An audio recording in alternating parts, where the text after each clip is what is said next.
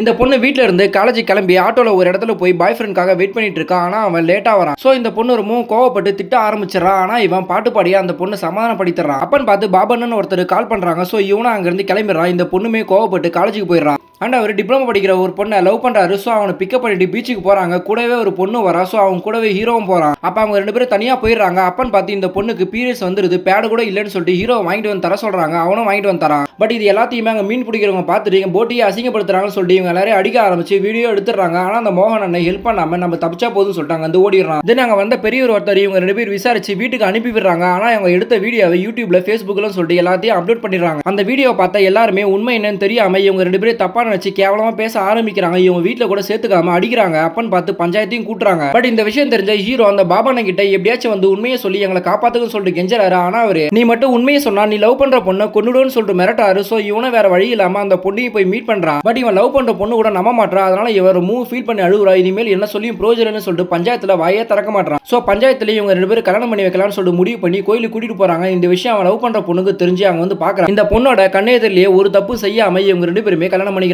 இப்ப எங்க போறதுன்னு தெரியாம கோயிலே உட்காந்துட்டு இருக்காங்க. அப்ப இந்த பொண்ணோட அம்மா இனிமேல் நீ வீட்டுக்கே வரான்னு சொல்லிட்டு பேக கொண்டு வந்து தராங்க. சோ என்னோட வீட்டுக்கு போறான். ஆனா அவங்க அத்தை இந்த வீட்டுக்குள்ளே வராத, ஏற்கனவே எனக்கு ரெண்டு பொண்ணு இருக்கு, அதுக்கு எப்படி நான் கல்யாணம் பண்ணேன்னு சொல்லிட்டு துரத்தி விட்டுறாங்க. இப்ப வேற வழி இல்லாம அந்த கோயிலே தான் தங்குறாங்க. அண்ட் பிடிச்சதுமே ஊருக்குள்ள ஏன்னா வீடு இருக்குமான்னு சொல்லிட்டு கேக்குறாங்க. ஆனா இவனை பார்த்ததுமே அடிச்சு துரத்துறாங்க. சோ இந்த ஊர்ல இருந்த வேலைக்கு ஆகாதுன்னு சொல்லிட்டு வெளியூருக்கு போறாங்க. அங்க ஒரு பாட்டி இவங்களுக்கு தங்கறதுக்கு வீடு தராங்க. தென் இவனும் வேலை தேடி எல்லா இடத்துக்கும் அலைஞ்சிட்டு இருக்கான். அந்த டைம்ல சாப்பாடுக்கு இந்த பாட்டியை கொண்டு வந்து வீட்டுல கொடுத்துட்டு போறாங்க. பட் இவனுக்கு முதல் நாள் எங்கேயுமே வேலை கிடைக்க மாட்டேது. நெக்ஸ்ட் டே போறான், ஒரு இடத்துல வேலை கிடைக்குது. ஆனா இவனோட வீடியோவை ஒருத்தவங்க பார்த்துருப்பாங்க. சோ அந்த பொண்ணை பத்தி தப்பா பேசுறாங்க. அதனால அடிச்சுட்டு அடி வாங்கிட்டு ரத்த காயத்தோட வீட்டுக்கு வரான். அதை பார்த்த இந்த பொண்ணு பதட்டமா அவனை ரொம்பவும் நல்லா பாத்துக்கிறான். அடுத்த நாள் திரும்பவும் வேலை தேடி போறான். ஒரு இடத்துல வேலையும் தராங்க. அப்போ ஒரு வீட்டுல தண்ணி கேன் போடும்போது நகையை காணன்னு சொல்லி இவனை போட்டு அடிக்கிறாங்க. ஆனா அந்த நகை அங்கதான் இருக்கும். அது தெரிஞ்சுமே அவர் மன்னிப்பு கேட்கிறாரு. ஆனா இவன் வேலையே வேணும்னு சொல்லிட்டு வந்துடுறான். தென் நெக்ஸ்ட் டே அவரே வந்து சாரி கேட்டு இன்னொரு இடத்துல வேலைக்கு சேர்த்து வராரு. அப்பன்னு பார்த்தா அந்த வீடியோவை திரும்பவும் காமிக்கிறாங்க. ஆனா இவரு எனக்கு அந்த வீடியோ பத்திலாம் கவலை இல்லை, இப்போதைக்கு அவன் நல்லா வேலை செய்யறானா இல்லையா அது மட்டும் தான் எனக்கு முக்கியம்னு சொல்லிட்டு அவங்களை அனுப்பி விட்டுறாங்க. பட் அவர் நம்பிக்கை வச்ச மாதிரி நல்லா வேலை பார்த்து சம்பளம் வாங்குறான். காய்கறி எல்லாம் கொண்டு வந்து தரா. அதனால இந்த பொண்ணுக்கு இவனை ரொம்பவும் பிடிக்க ஆரம்பிக்குது. ஒரு நாள் இந்த பொண்ணு ரொம்ப அழுகுறா. என்னாச்சுன்னு கேட்டதுக்கு எனக்கு படிக்கணும்னு சொல்லிட்டு ரொம்பவும் ஆசையா இருக்குன்னு சொல்றா. சோ அந்த காலேஜுக்கு போயிட்டு சர்டிபிகேட் வாங்கலாம்னு சொல்லிட்டு போறா. ஆனா இந்த பொண்ணை பார்த்ததுமே இந்த காலேஜ்லயே டாப்பரா வந்த இவரோட வாழ்க்கையை நீ கெடுத்துறியன்னு சொல்லிட்டு இவனை அடிக்கிறாங்க. அதனால இந்த பொண்ணு கோவப்பட்டு இங்க வந்துடுறா. அப்பதான் நீ ஏன் படிக்கலன்னு சொல்லிட்டு ஹீரோவை கேட்கறா. ஆக்சுவலா அவன் நல்லா படிக்க வைக்கணும்னு சொல்லிட்டு அவங்க அம்மா அவங்க அப்பாக்கே தெரியாம வேலை செஞ்சு காசெல்லாம் சேர்த்து வச்சிருப்பாங்க. ஆனா அவங்க அப்பா நல்லா குடிச்சிட்டு அந்த காசை எடுத்துட்டு போய் அழிச்சிட்டு வந்துடுறான். ஒரு நாள் குடிச்சிட்டு ஒரு இடத்துல இறந்தும் போயிடுறான். அதை பார்த்து அவங்க அம்மா அதிர்ச்சியில இறந்து போயிடறாங்க. சோ இப்ப வேற வழி இல்லாம அவங்க அத்தை தான் வளர்க்க ஆரம்பிக்கிறாங்க.